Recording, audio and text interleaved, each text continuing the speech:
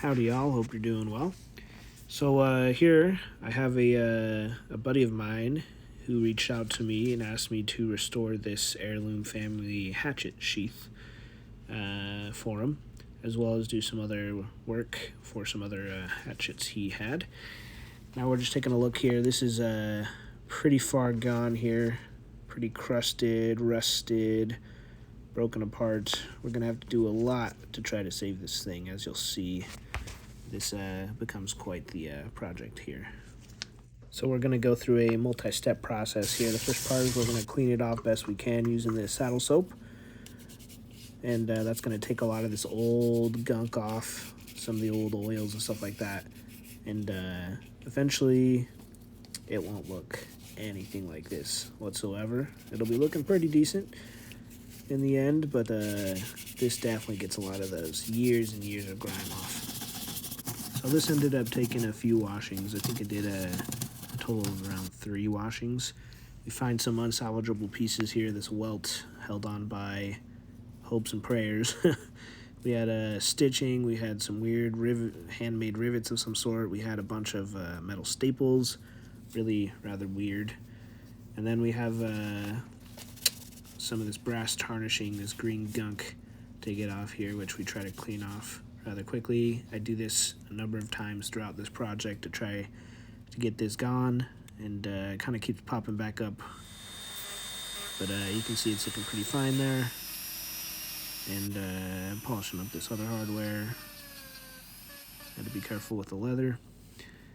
And there's even that, what I like to call green gunk inside of there.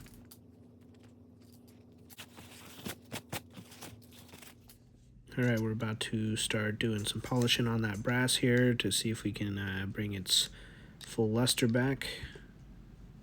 And we're using a green polishing rouge compound deal here.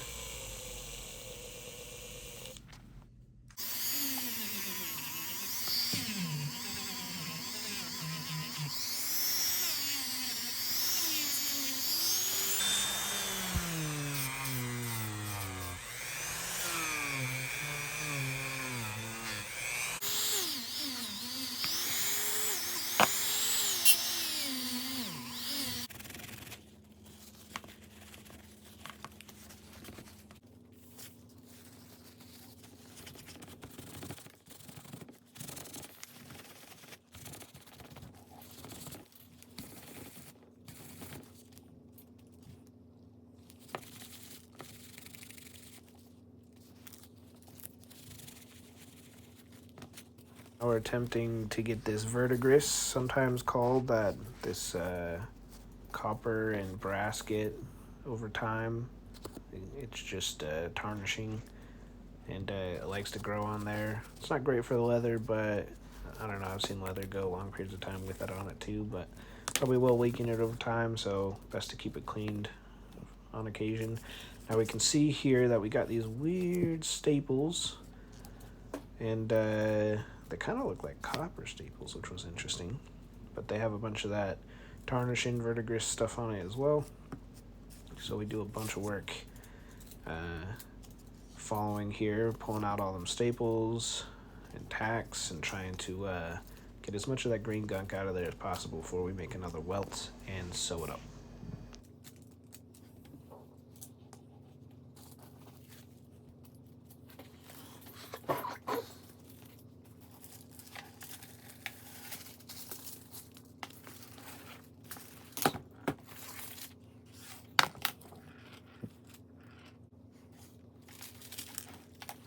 History on this sheath is an interesting one, as it looks like it had multiple repairs throughout its life. And these copper staples, plus some interesting rivets / homemade tacks. Probably not great for the life of the blade itself, hitting those constantly. Here we discover what little of the original stitching is left. Just the last 5 or so stitches. And surprised they made it this long.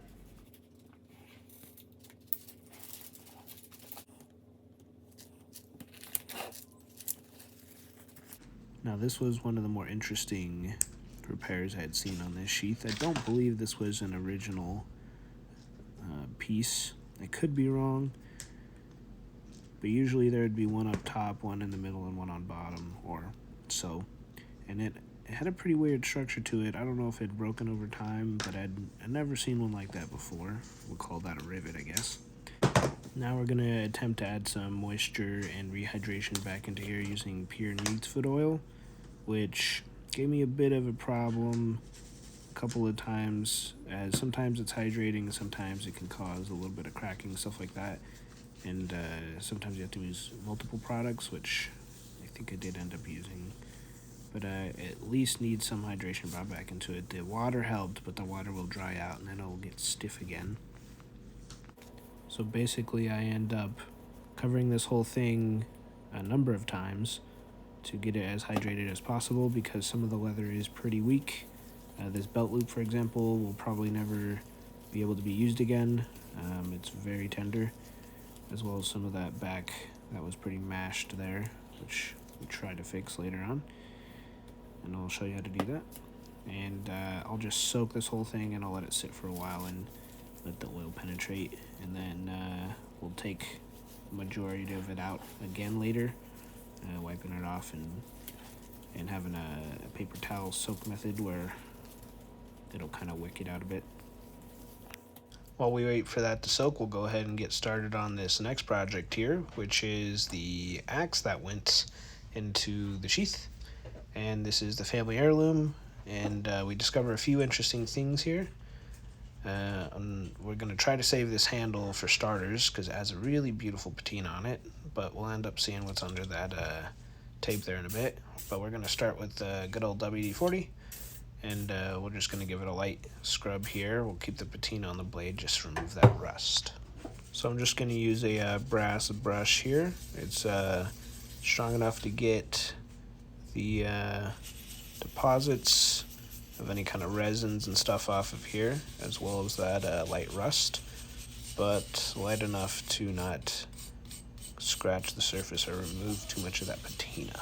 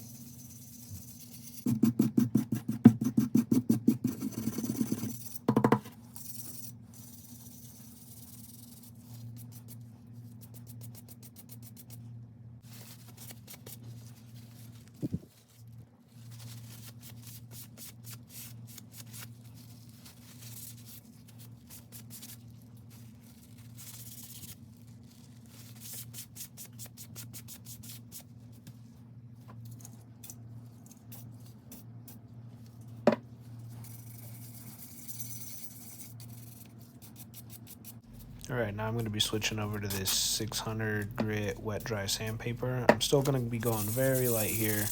I don't want to take the patina off, which you could do at this stage. And I'm probably removing just a little bit of it, but I'm trying to get that rust off as well. So you have to take a little bit off, but I am being pretty gentle here overall. I also end up having to do a little bit more work on this edge, as that sheath was split open at the end, exposing the finer bits to the outside moisture, so it ended up rusting a little bit more than the rest of the axe, which goes to show you keeping your axe covered can help it quite a bit. Something you could do is you can go even finer with the sandpaper to a higher grit all the way up to 2000, which will give it a bit more of a polish. It'll take a bit longer to get the results you want, though. I'm seating the handle down here real quick, as it was not seated properly all the way. The head was coming off a bit, and I was able to do that pretty successfully here. And if you wanted to skip the sandpaper, you could end up using some steel wool.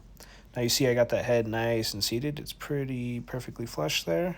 Just a little proud, just a tiny bit, which ain't too bad. Alright, here comes the scary part. We're going to go ahead and take this tape off and see what lies underneath. Sometimes this tape is put on for grip, which I don't really recommend, but you know, to each their own. And it's pretty well adhered on to there by now, almost becoming one with the handle. And it's looking okay so far, although we do see that it's a bit chewed up in a couple of spots. And then I start to notice, you see there's a little bit of a crack there, chip out of the back end there, but that middle part, there we go, a little bit of a crack. That's not looking good. Let's see what we can do to save this. Alright, we're going to scrape as much of that off as we can and see how much damage there is to that crack. You can kind of see it laying there. It tapers off towards the front of the handle. That's definitely not a great sign. We might end up having to replace this whole handle, which is a bit sad because there's a lot of history in this handle and has a great patina on it. But that is the way of these wood handles. They do break from time to time, and it is what it is. And the new handle will give this head new life. Alright, so what I'm going to do here is I'm going to put some pressure on this, and if you pay attention real close, you'll see that the handle moves just slightly. I do this a bunch off camera just to make sure, and it's pretty much a death warrant for that handle right there. We're not going to be able to save that. It's going to chip off and probably hurt somebody, unfortunately, so we'll have to replace that. While we wait for the replacement to come in the mail, we will work on this other project. So this is his father's hatchet, which you can see still has some of that sticker goo on there. It has the old store lacquer on it, which does not look that great and is not super functional for the handle. So we're going to take that off and coat it in a nice few layers of oiled linseed oil, which will help it patina over time and make it look real good, as well as harden it up a little bit. This does feel like a little bit lighter of a wood for a handle than I would generally see, although I couldn't really tell you from the grain or the feel what kind of wood they used. So we're going to go ahead and just scrape all this off, which will take a few minutes.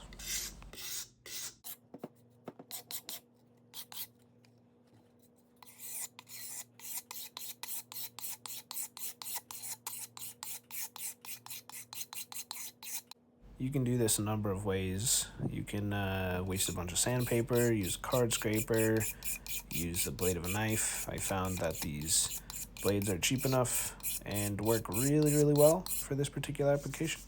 And now that we have that step done, we will sand it down. Can't remember how many grits I used here. I think I used probably 2 different grits maybe.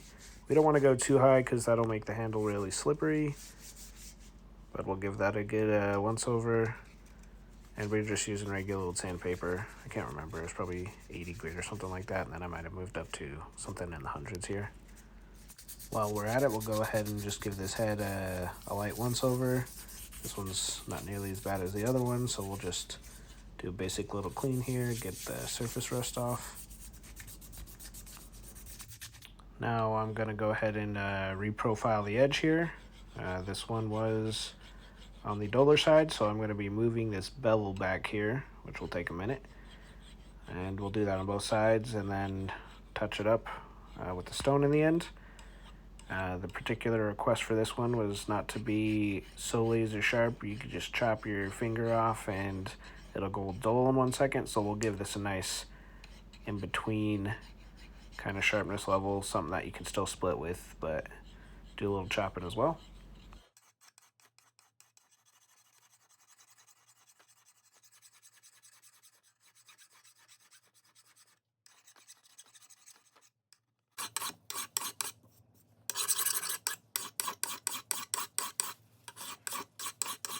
All right, now that we got that bevel set, we'll go ahead and hit it with the coarse side of the stone here. And you'll see that I feel for the bevel on the underside, that little burr that'll be hanging off there. And we'll hit it with the fine side as well. So I'll do coarse and fine on one side and then do coarse and fine on the other. And then this will be good to go for a boiled linseed oil bath.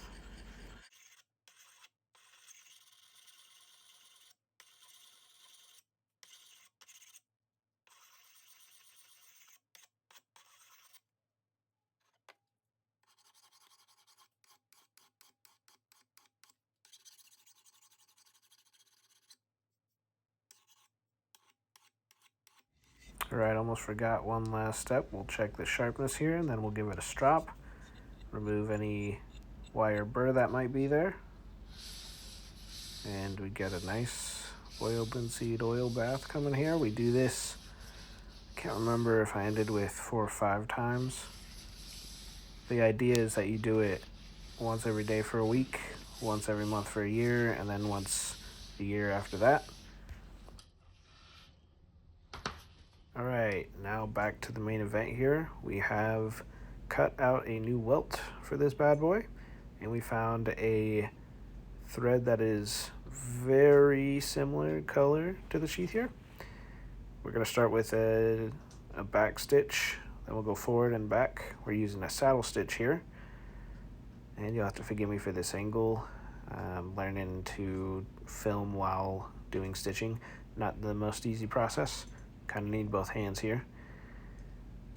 So we got that back stitch in, and then we'll go ahead and continue forward. The good thing about the saddle stitch is if you cut any of those stitches, that shouldn't come undone, like the rest of it won't loosen.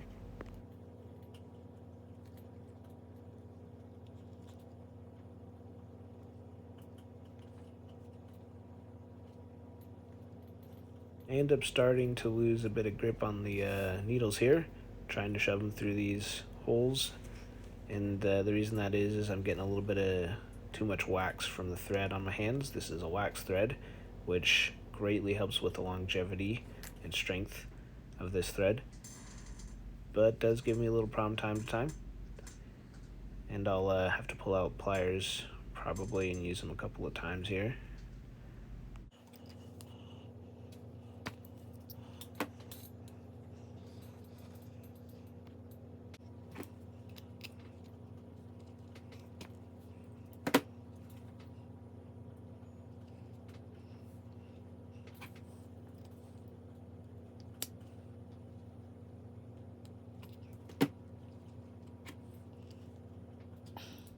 Alright, finished product. It was quite a difficult task. You can see a little bit of the contact cement hanging in there. So, scrubbed it a lot and heavily re-oiled it and let it sit for 24 hours. And then, let's see, worked on deciding where the patches would go. So there's a big split starting right there, so I put a patch there. I put a patch, so it looks like someone hammered with a sheath on probably, so there's a patch going down the inside right there. And then I put a new welt in and stitched that up. And then I didn't have any smaller rivets. This is the best one I had, and not the best job on that. I'm not the most happy with it, but there was a rivet there before and there's quite an ugly spot, so I wanted to cover it with something.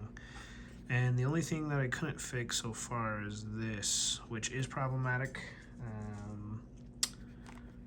The only thing I could think of is doing an outside patch over it, but it'd be ugly, so I'm not really sure. I don't know, I've tried gluing it with contact cement down in that area. I might try some super glue or something, but so far nothing has worked on those attempts. I was able to shine this back up and save the etching, and it turned out to be a nice kind of medium brown overall. I would not recommend using this ever. I was able to get it to a workable condition, but there's a bit of the old stitching left that's kind of trapped under this rivet, which didn't want to come out, so I left it in as a kind of a memento there and started my stitching there instead. But this is basically just a showpiece at this point. I wouldn't put this through any hard use, but you can see there's been quite a bit of wear and tear. But I mean, it's workable, you know. Alright, update. So we are getting along here. Got a nice cool belt loop on the back here. The stitching, I wanted to have a pretty cool creative design on the outside, and that pattern was actually a lot harder than I thought it was going to be. But we got a Welton,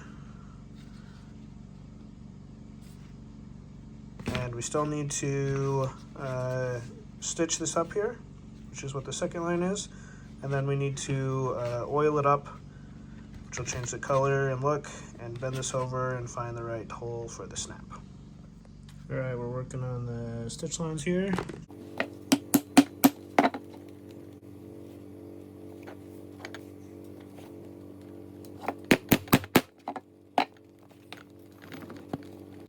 Now this particular sheath is for that other axe that you saw that we scraped the handle on. That's for his father, and you can see him having a little bit of problem. So the leather's still stiff right here. We haven't oiled it up yet. Sometimes this wax thread stuff can bind up in there a little bit. So we do saddle stitch all the way down and back.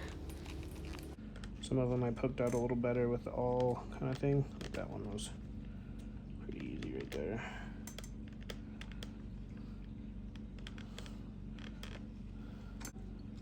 Keep it all with you. There we go. That's better. So what I'm trying to do here is I'll take this needle and I'll kind of ream it out a bit. That'll be a little easier to do. So there's a couple of factors here.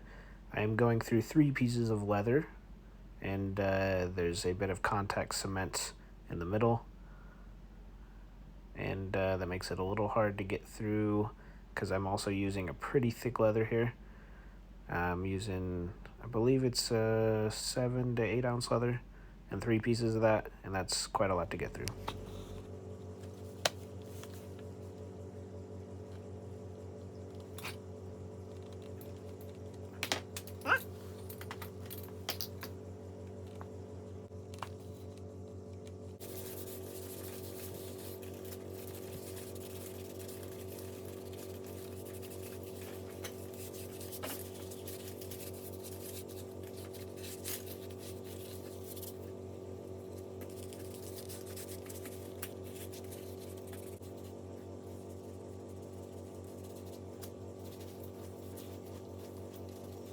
Alright, we've made the holes. Time to fit up the snap here. Looks like it's going to fit beautifully. Go ahead and line it up on the anvil, is what that's called right there. We don't want to mar the surface of the snap. Then we'll do a little bit of a rotating hammer process here. So that turned out pretty great. We'll go ahead and fit this other end up. I think there's a female versus a male end. I'm not sure which one's which. But we'll go ahead and be careful with this one because it'll be on the back side of that leather. And we'll do that same. We'll do a straight punch down and then a rotating kind of deal. And that'll seat that kind of rivet piece inside of there really nicely.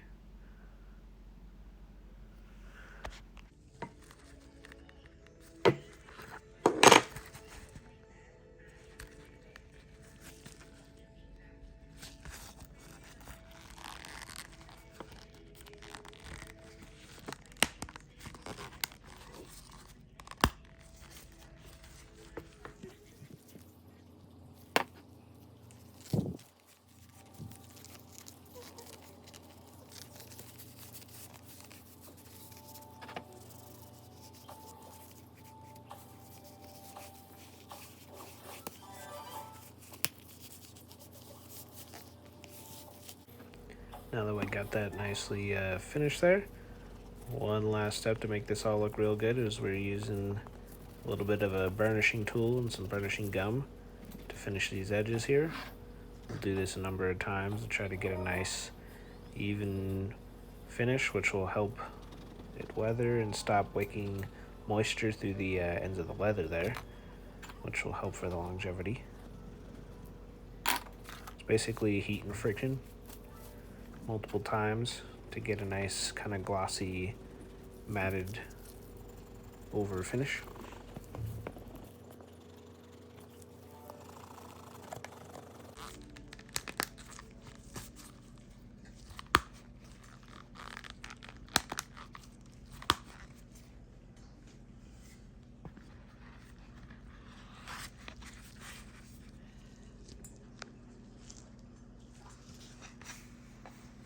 You can see it's got a nice tight fit here. You just got to be careful.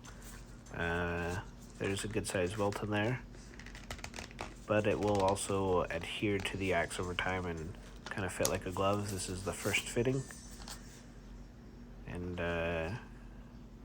it'll take a little bit of time to wear in, so we'll kind of do some forming here so it'll be able to go in and out easier.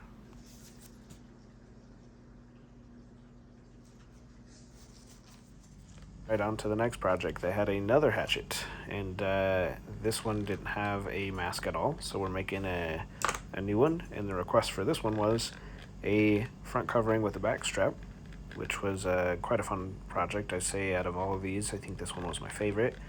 It had a kind of friction fit by itself, but it has a strap as well.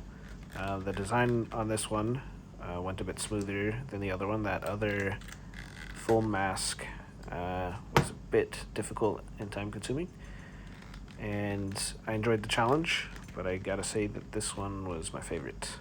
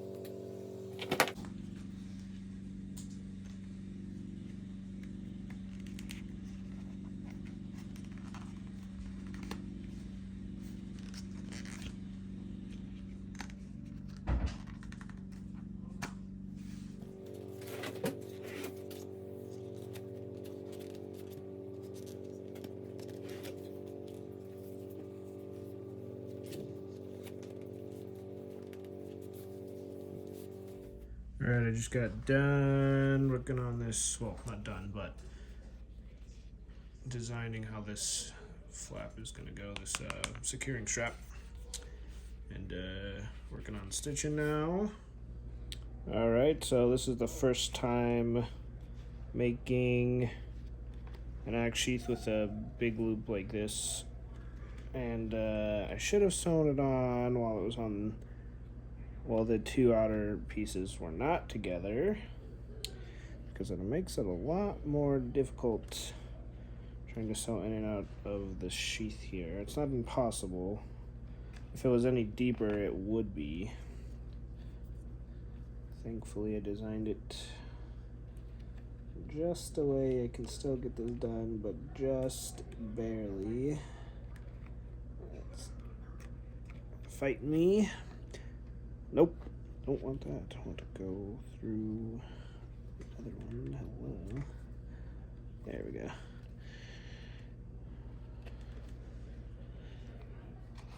I started off with a thinner thread and thinner needles, and I moved up to a thicker thread with the thinner needles because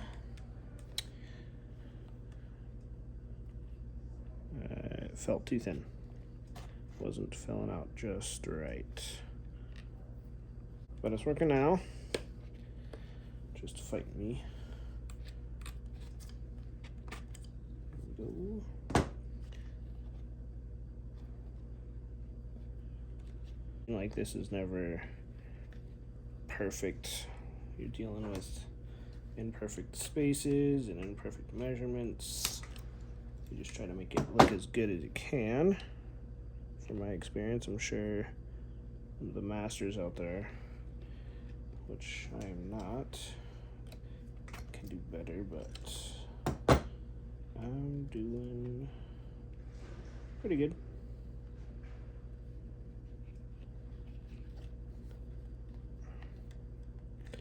Man. There we go. A little back stitch here. That's gonna be hard. Sort of hold real tight.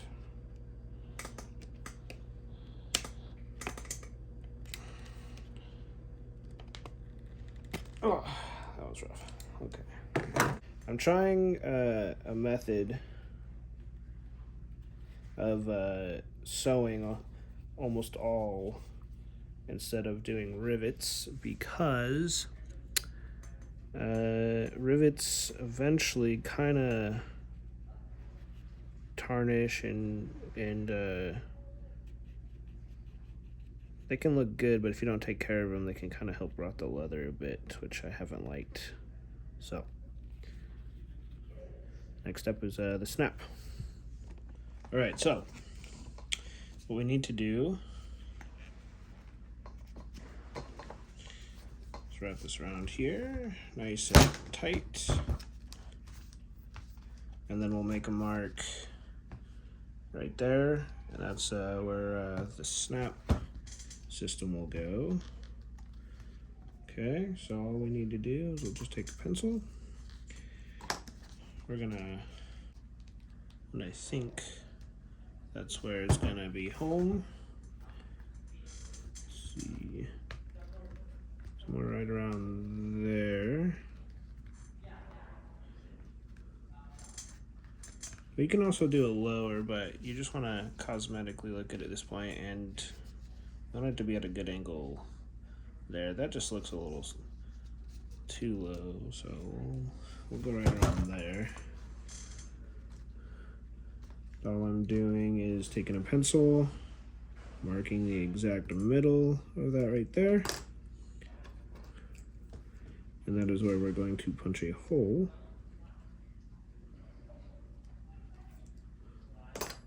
to put our snap system. Okay, got a nice silver button there. It'll go in the large little cap right here. And we need to get the proper end for it. Another thing that we can do here is we can take this, make sure it's everything seated comfortably, bring this all the way around. So I just have part of the snap in there. And wherever it looks good, we can also just press that down nice and hard and see how closely it lined up. And that's pretty close to the dot we made, so I'm pretty happy with that. All right, to punch a hole in this, what we're gonna do is we're going to insert this little cutting board inside here, and we're gonna insert this as well, so we're not punching through things that we don't want to punch through. And then we're going to make sure we got where we want to be.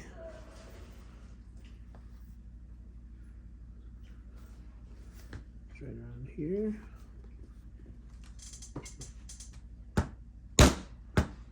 Okay, so we got hole punched. You can see that worked out perfectly. Okay, now we need to set all of our rivet snaps together.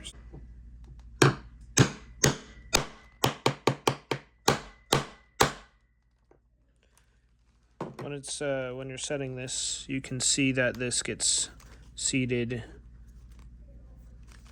and like you'll see it seat against the leather.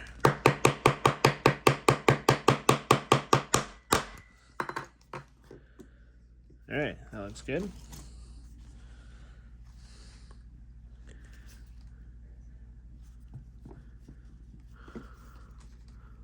I just like to check to see if it wiggles around or not. It's nice and tight.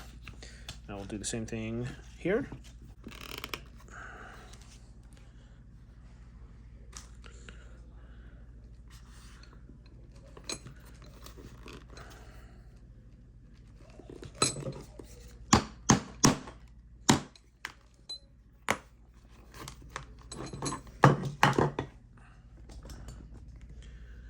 So the reason I come over here is I don't have a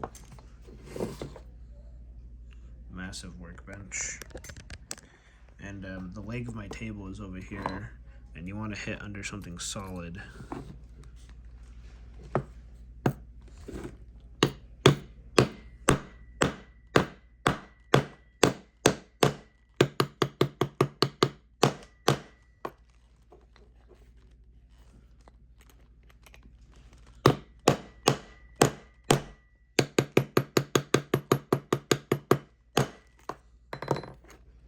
All right, moment of truth.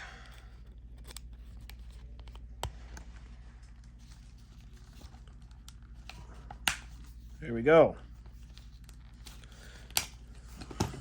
All right, moment of truth. There we go.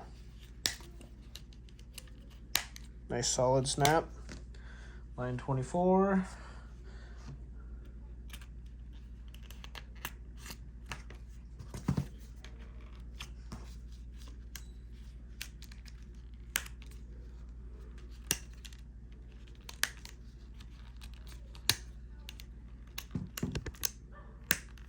Nice.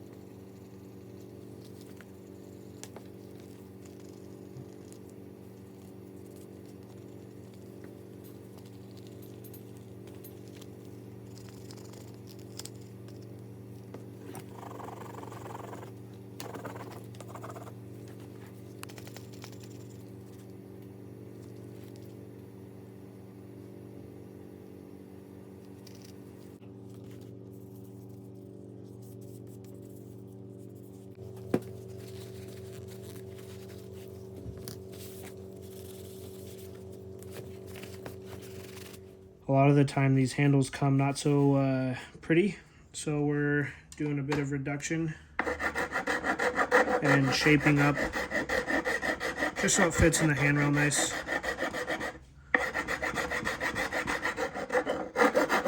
And it looks good when the head is seated.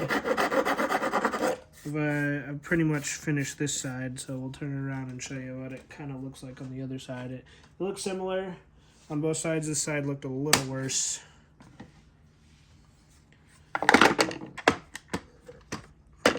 So you can see there was a big fat transition right here. You see this? This ugly, whatever you want to call this face right here. So what I did is, you can see on that side, I took that down and made it look real nice and smooth and more of a seamless transition. So I'll flip it over a couple of times and work that ugly bit out of there. What I'm using to do that is a wood rasp and a draw knife. And I don't need to remove a lot, so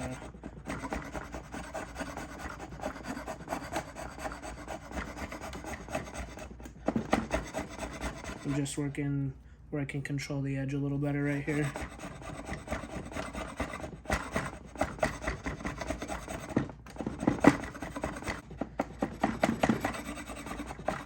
That it's pretty much gone.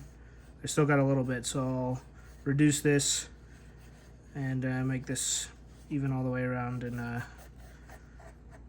can see that right here is where the head sits. So I got to put the head on a couple of times and then keep working around this to see how I like it.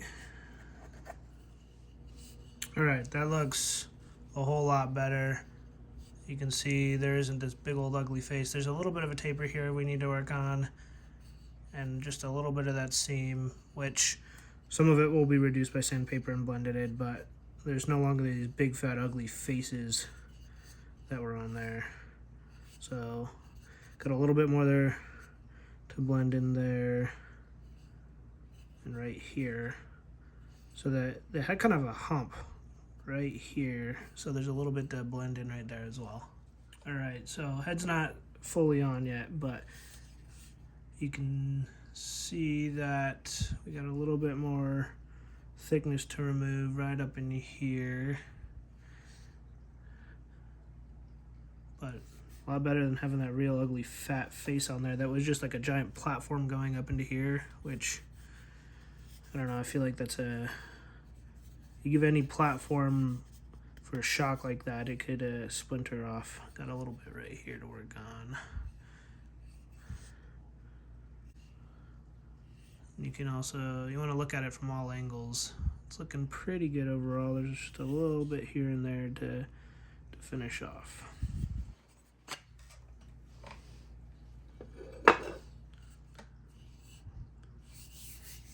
Looking a whole lot better. And then the, let's see here, the head.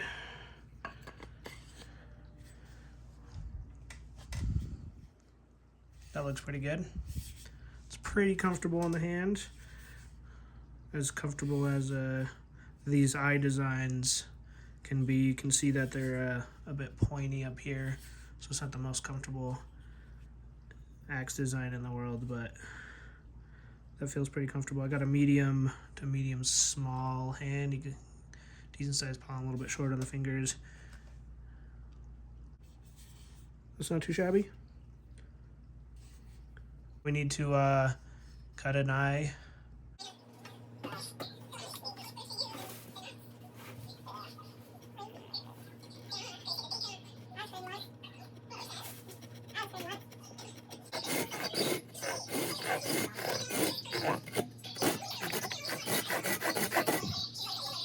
And it pretty much fits perfectly, which is nice.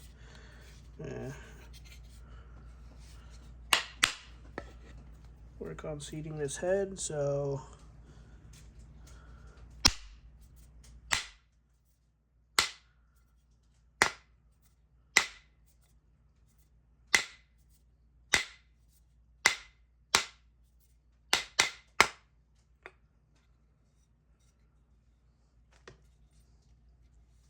Alright, got a pretty good seat all the way around.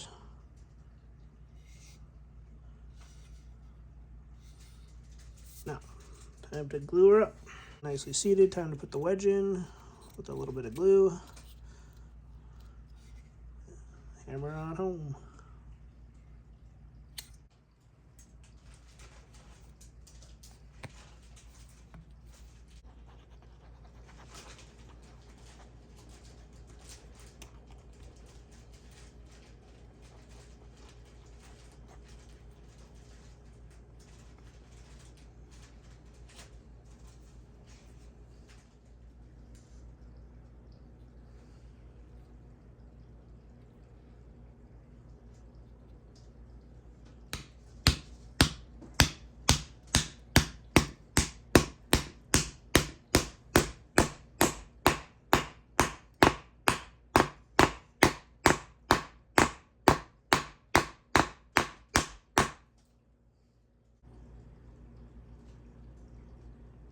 Alright, you can see we got a nice seat all the way around the head, no real gaps. And it's pretty straight, as good as it's gonna get for a factory handle from Council Tool, I bet. So we'll see how she holds up. We're gonna let that dry. We'll cut this off and then give it an oil and final sharpen, and she'll be ready to go.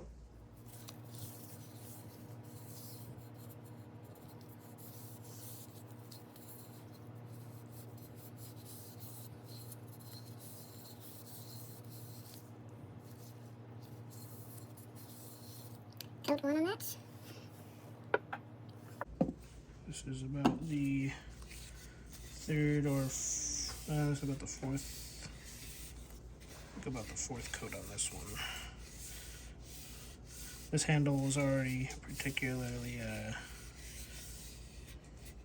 this color. This is kind of yellow, warm. Well, I have no idea what kind of wood this is, but it's definitely not hickory. Not the traditional hickory anyway. So, got a nice coat on there. Let that dry. This is taking its first coat. You can see it's much lighter. This will need several coats.